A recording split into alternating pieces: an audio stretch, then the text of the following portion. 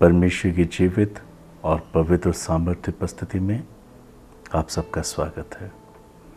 मैं आशा करता हूँ हमारे द्वारा प्रचार किए गए हुए संदेशों से आप अपने जीवन में आत्मिक उन्नति प्राप्त कर रहे हैं और परमेश्वर की शांति को प्राप्त कर रहे हैं।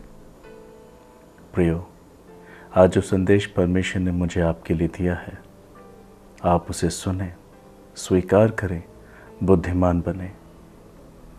ये परमेश्वर की इच्छा है कि प्रत्येक मनुष्य विश्वास के साथ उनके वचनों को अपने हृदय में जगह दे और आज्ञा का पालन करे, जिससे कि वो अनंत जीवन को पाए।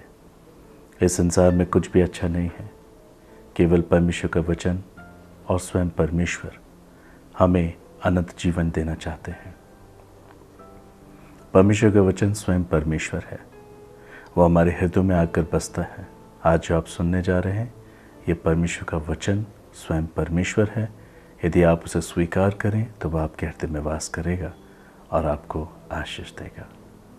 बाइबल बताती है, प्रकाशित वाक्य 3 अध्याय 2-3 पद में, जागृत हो और उन वस्तुओं को जो बाकी रह गई हैं और जो मिटने को हैं उन्हें दृढ़ कर, क्योंकि मैंने तेरे किसी काम को अपने परमेश्वर के निकट पूरा नहीं पाया।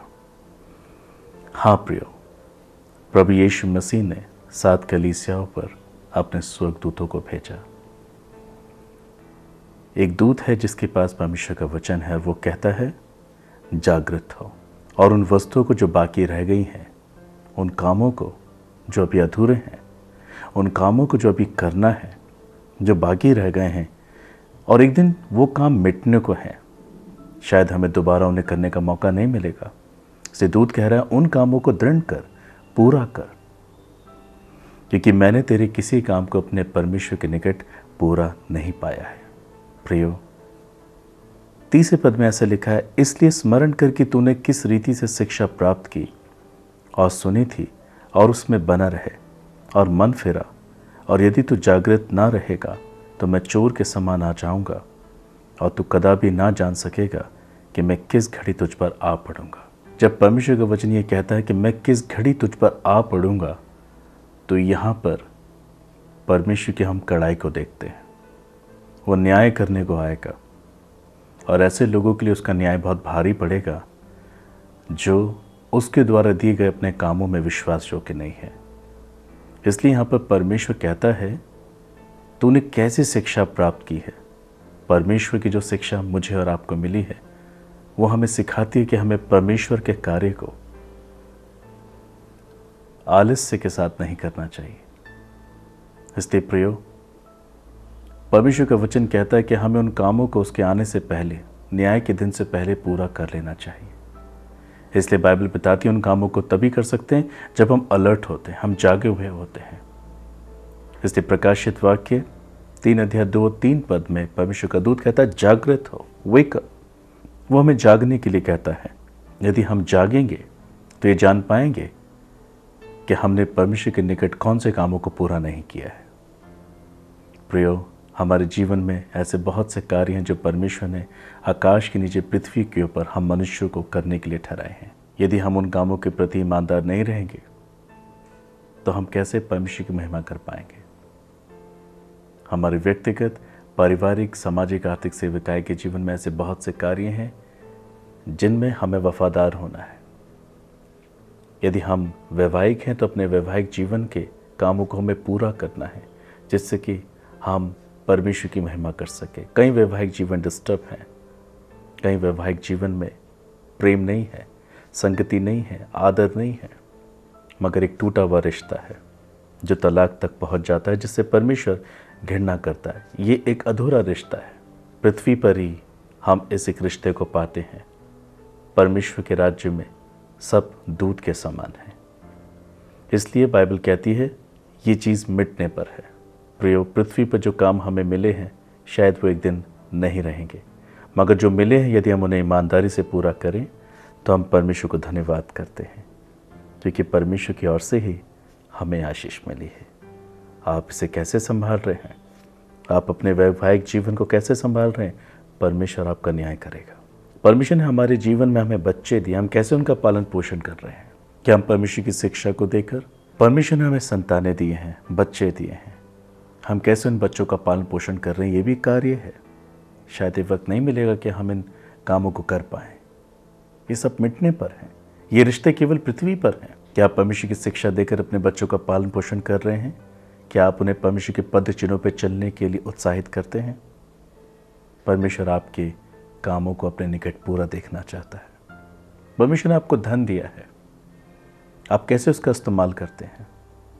क्या आप उसे शराब में, जुए में, बुरे कामों में उसे बर्बाद करते हैं, या आप उसका सही उपयोग करते हैं जिससे परमेश्वर के नाम की महिमा हो? आप सेविकाई में उसे खर्च करते हैं, बच्चों की पढ़ाई में खर्च करते हैं, घर के कामों में उसे खर्च करते हैं। आप खराई से अपने रुपयों का सदुपयोग करते हैं, आप उसे बर्बाद, लुटने और खोने नहीं देते। शायद एक दिन आपको ये मौका नहीं मिलेगा कि आप धन के साथ कैसे कार्य करें। परमेश्वर ने आपको ये आशीष दी है। आज ही आप अपने धन का सदुपयोग करके परमेश्वर के निकट अपने कामों को पूरा करके दिखाएं। आपके पास वस्त्र हैं, आपके पास रहने के लिए घर हैं, आपके चारों ओर बहुत सी आशीष हैं, आप कैसे उनका ख्याल रखते हैं प्रियो? परमेश्वर आपकी ईमानदारी, आपकी वफादारी, आपके प्रत्येक कामों को अपने निकट देखना चाहते हैं। केयरलेस ना बने, आलसी ना बने। बाइबल कहती श्रापित है वो मनुष्य जो परमेश्वर के कार्य को आलस्य के साथ करता है। क्या आपके पास एक बड़ी पोजीशन है? आप कैसे कार्य करते हैं? जिस कार्य के लिए आपको नियुक्त किया गया है, आप उसमें ईमानदार हैं या नहीं? आप बहुतों को भला कर सकते हैं, आप बहुतों के लिए उपयोगी हो सकते हैं, मगर यदि आप ऐसा नहीं कर पा रहे हैं, आप परमेश्वर के निकट अपने कामों को पूरा नहीं कर पा रहे हैं। प्रियो, परमेश्वर ने आकाश के नीचे, पृथ्वी के ऊपर हमें बहुत कुछ दिया, हमारे व्यक्तिगत, पारिवारिक, सामाजिक, आर्थिक, सेवकाई के जीवन में। पर यदि आप उसे ईमानदारी से ना करें तो परमेश्वर की उपस्थिति में आपका जाना असंभव हो जाएगा। परमेश्वर ने हमें भक्ति करने का अनुग्रह दिया है, विश्वास करने का अनुग्रह दिया है, प्रार्थना, बाइबल का अध्ययन करना, परमेश्वर के संग संग चलने का हमें अनुग्रह दिया है।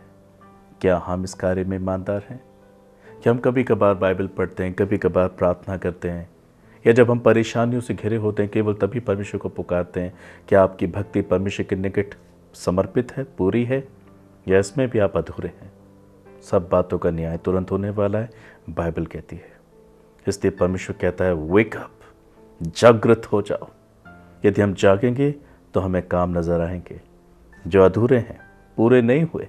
और परमेश्वर का वचन कहता है वो परमेश्वर के निकट पूरे नहीं है। यदि आपने आकाश के नीचे, पृथ्वी के ऊपर परमेश्वर के द्वारा ठहराए हुए कामों में ईमानदारी नहीं दिखाई, आप कैसे सोच सकते हैं कि आप स्वर्ग जाएंगे? संसार में जब हम किसी कामों में ईमानदारी नहीं दिखाते, वफादारी नहीं दिखाते, आलस्य दिखाते हैं, हम अपने जीवन में दुख को देखते हैं, कलेश को देखते हैं। संसार में चारों ओर से बहुत से उदाहरण हैं जो आलस्य के कारण अपने जीवन को बर्बाद कर चुके हैं। What are you doing, my brother, my sister? Wake up. शायद हम एक दिन ये काम करने को नहीं मिलेंगे। बाइबल कहती है जिस राज्य में तुम जाने वाले हो वहाँ ना तो कोई काम है ना युक्ति है, परमेश्वर की आराधना है। यहीं पर है प्रियो जो कुछ हमें करना है। हमें धार्मिकता का जीवन जीना है।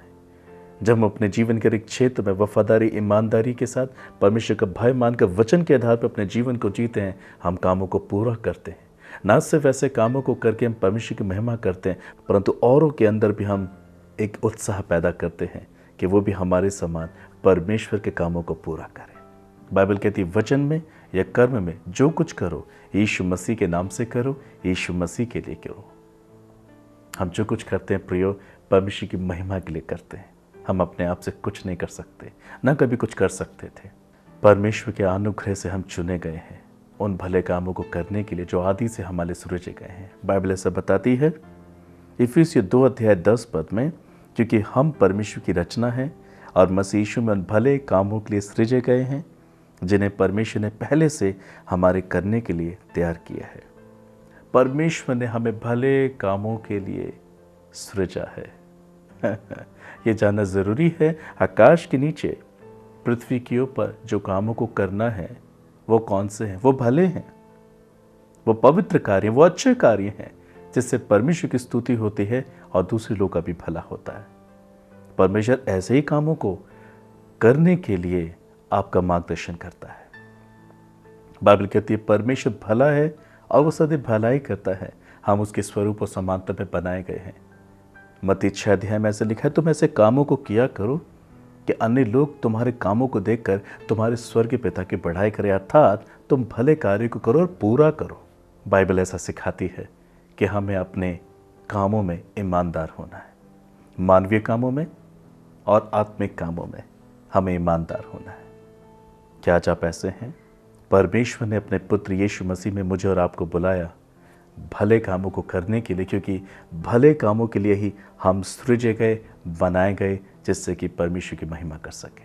प्रियो, बाइबल बताती गलातियों 6 अध्याय 9 पद में, हम भले काम करने में साहस ना छोड़ें, क्योंकि यदि हम ढीले ना हो तो ठीक समय पर कटनी काटेंगे। न सिर्फ परमेश्वर के वचन हमें यह कहता है कि हम भले कामों को करें, मगर भले कामों को साहस के साथ करें, कमजोरी के साथ नहीं, आलस्य के साथ नहीं, मगर साहस के साथ उन कामों को करें। यदि हम साहस के साथ उन कामों को करेंगे तो ठीक समय पर कटनी काटेंगे, अर्थात ठीक समय पर उन कामों को पूरा करके परमेश्वर का धन्यवाद करेंगे। यदि हम समय से पढ़ाई ना करें, एक दिन पहले एग्जाम की पढ़ाई करें, शायद हमारा एग्जाम खराब हो जाएगा, हम फेल हो जाएंगे, हम असफल हो जाएंगे। जीवन के हर एक क्षेत्र में ऐसा ही होता है। यदि कोई तैयारी आप रोज ना करें, यदि आप कार्य जो आपको दिए गए उन्हें रोज ना करें, मगर उस काम के परीक्षा के समय में एक दिन पहले करें, तो आपको सफलता हासिल नहीं होती है, पर आप दुख और पीड़ा कलेश के सहभागी हो जाते हैं। उसी प्रकार से परमेश्वर का वचन कहता है भले कामों को करने में हम साहस ना छोड़ें, कभी कभार ना करें, रोज करें, साहस के साथ करें, पूरा करें, तो हम ठीक समय पर कटनी काटेंगे। जो समय से अपने सब कामों को पूरा करते हैं वो आगे चलकर उन्नति को पाते हैं, सफलता को पाते हैं। प्रियो, आलस्य हमारे जीवन में जंग लगा देता है, हमारे जीवन में कमजोरियां खड़ी कर देता है। क्या होता है प्रियो, जब आप अपने उन दरवाज़ों में जो बहुत आवाज़ करते हैं तेल नहीं डालते हैं, वो हमें बहुत परेशान करते हैं, और ऐसी प्रकार की आवाज़ें हमें बहुत परेशान करने लगती हैं। हम जल्दी से तेल डालते हैं ताकि दरवाज़ों की आवाज़ें बंद हो जाएं। यदि हम अपने जीवन में परमेश्वर की आवाज़ को स्थिर ना करें, उसकी आवाज़ को, उसके वचन को अपने दिल में स्थिर ना रखें, हम आलस्य के जंग को अपने जीवन में लगा दें, तो हम मनुष्य के अंदर से भी आवाज़ें आने लगती हैं, दरिद्रता की आवाज़ें, कलेशों की आवाज़ें और नाना प्रकार की आवाज़ें उन इंसानों के अंदर आने लगती है जो आलस्य के शिकार होते हैं। ये उनके अंदर जंग लगा देता है। ब्रदर सिस्टर, परमेश्वर चाहता है कि आप उसके निकट अपने प्रत्येक कामों में वफादार बने, ईमानदार बने, वेकअप, जागृत हो जाएं, ताकि आपको वो काम नजर आए, समय से पहले आप उन्हें पूरा करें, ताकि परमेश्वर को आप धन्यवाद करें। क्यों कहता है परमेश्वर हमें कि हमें उन कामों को पूरा करना है?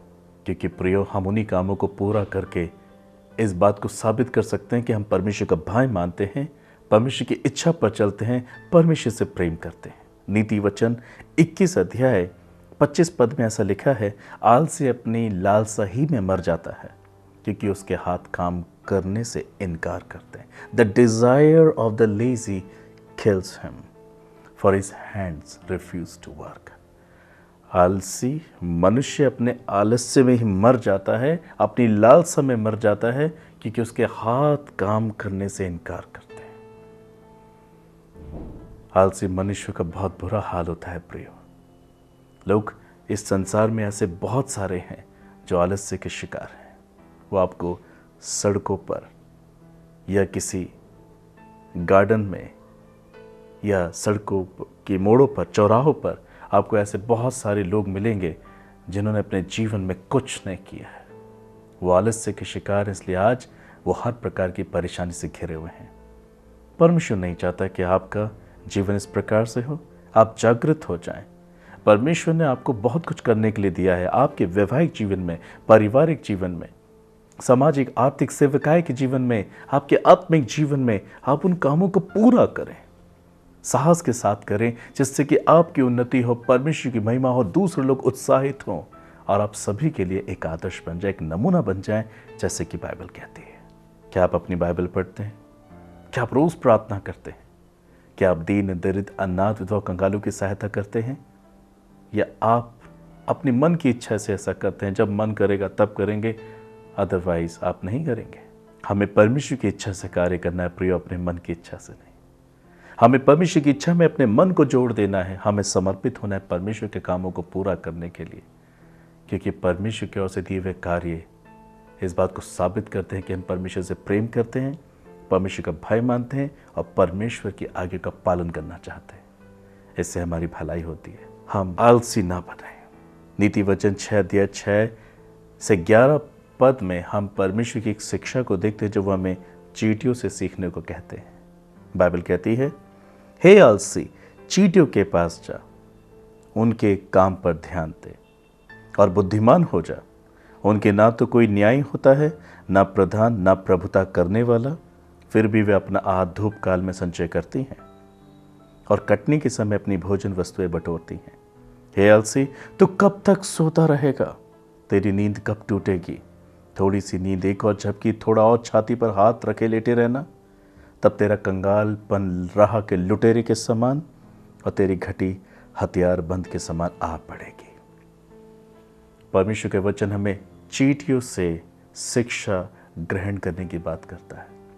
चींटियां दल बांधकर चलती हैं, जबकि उनका कोई न्याय नहीं होता, वो एकता में रहती हैं।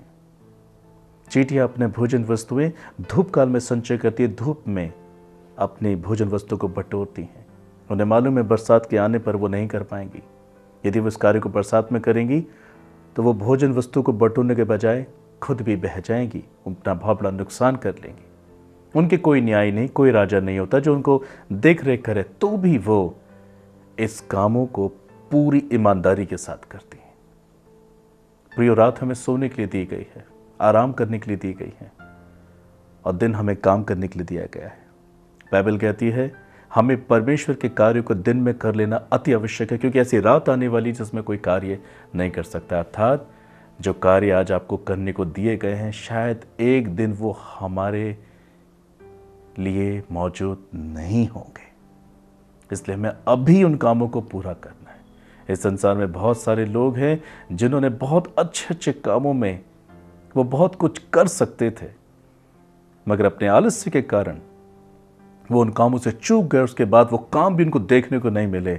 आज वो रोते हैं, हाय काश मैं उन कामों को कर लेता तो आशीष मुझे प्राप्त होती, या मैं किसी के लिए भलाई कर देता, परमेश्वर की स्तुति कर देता।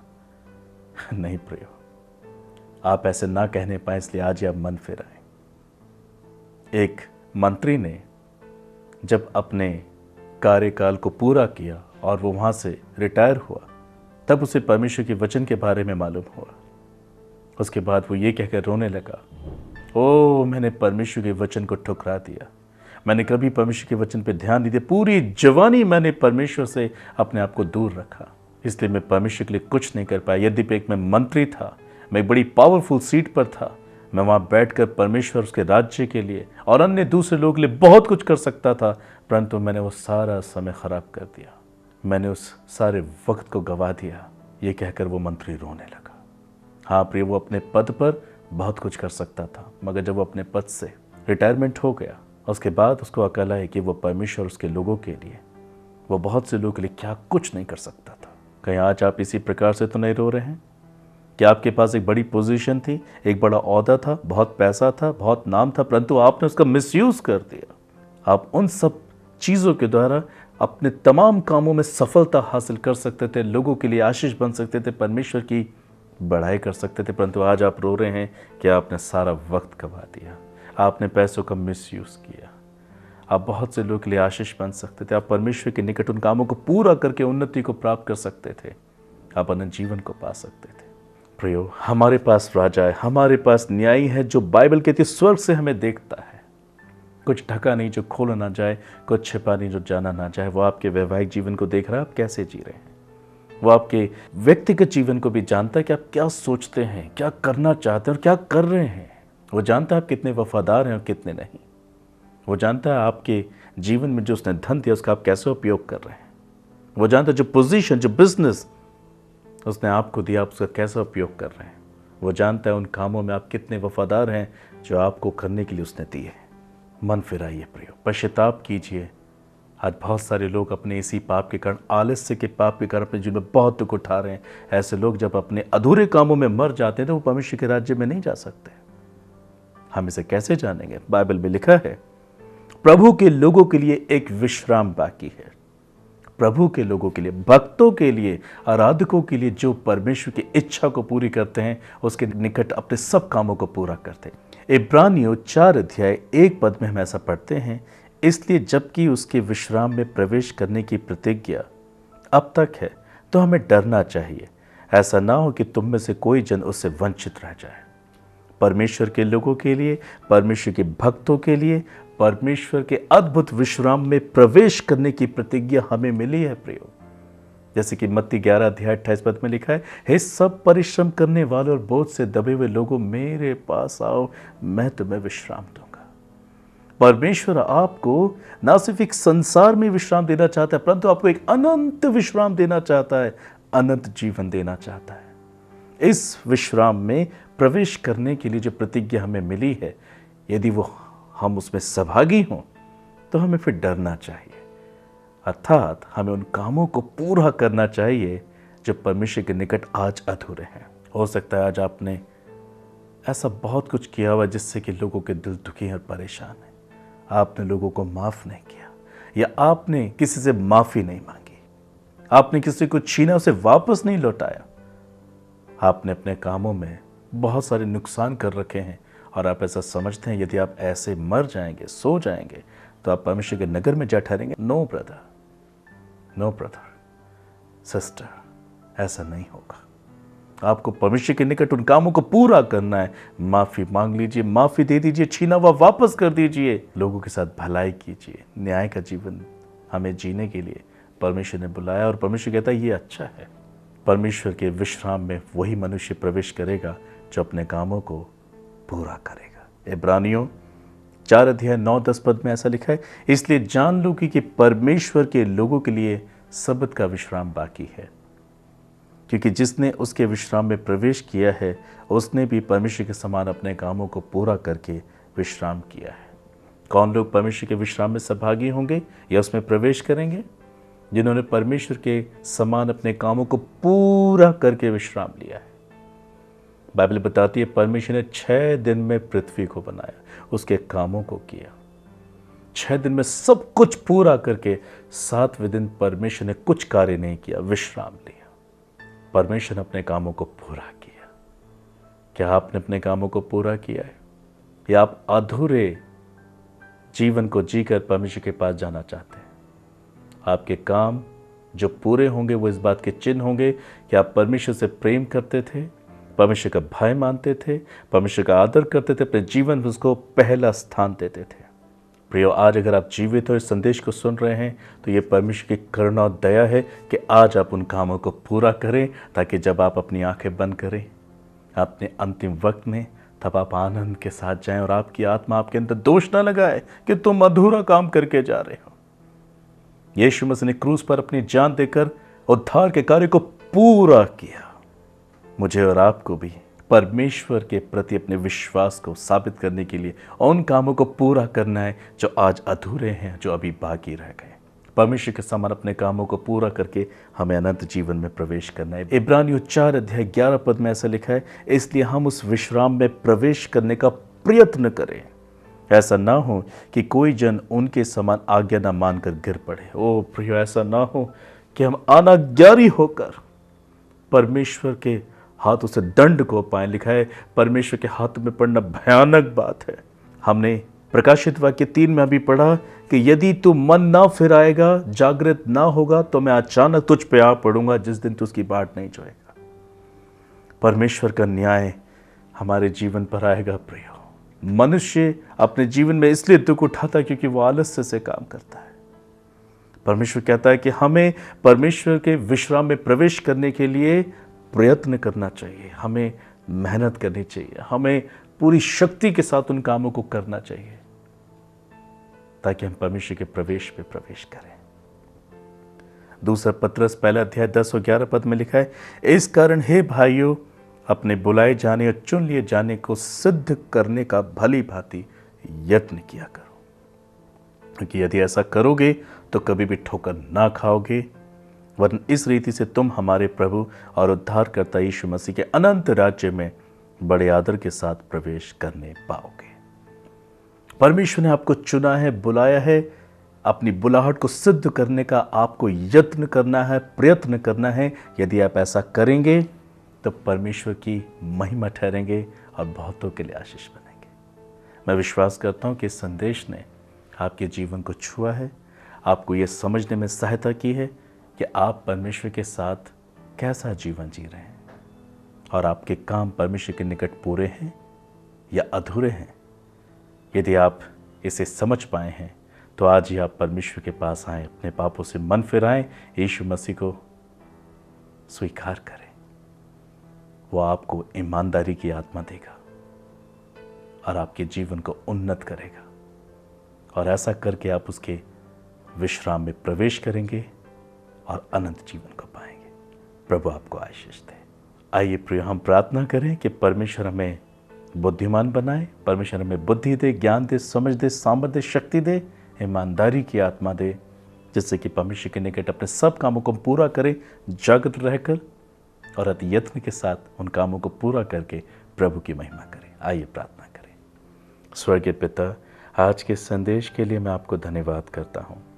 आज जितने भी लोगों ने इस संदेश को सुना है और वो मेरे साथ प्रार्थनाएं कर रहे हैं, मैं उनके लिए विनती करता हूँ पिता, यदि आज इनमें से कुछ ऐसे हों जो इस बात को पहचान पा रहे हैं कि उनके आलस्य के कारण उन्होंने प्रभु बहुत से ऐसे कामों में अनाज्ञाता दिखाई जिसको पूरा न करने के कारण आज वो दुख उठा रहे हैं। ऐसे बहुत से हो सकते हैं जो अपने व्यक्तिगत जीवन में, पारिवारिक जीवन में, सामाजिक आर्थिक सेविकाएं के जीवन में आलस्य के कारण आज दुख उठा रहे हैं। धन्यवाद प्रभु, आपने संदेश के द्वारा इनसे बातें की और इस प्रार्थना को आपने सुना। आदर महिमा आपको देता हूँ प्रभु यीशु मसीह। आप इनकी आत्मिक उन्नति, आप इनके आत्मिक जीवन में भी उन्नति दे। प्रार्थना करने में, बाइबल का अध्ययन करने में, उपवास करने में, आज्ञा का पालन करने में ईमानदार रहें, जिससे कि आपके निकट प्रत्येक कामों में ये वफादार हों और ये अनंत महिमा में प्रवेश कर जाए। धन्यवाद, आपने प्रार्थना को सुना। आदर महिमा आपको देता हूँ, यीशु मसीह के नाम से मांगता हूँ, आमीन। मित्रों, मैं विश्वास करता हूँ कि आपने परमेश्वर के हृदय को समझा है और आप आशीषित हो चुके हैं। God bless you.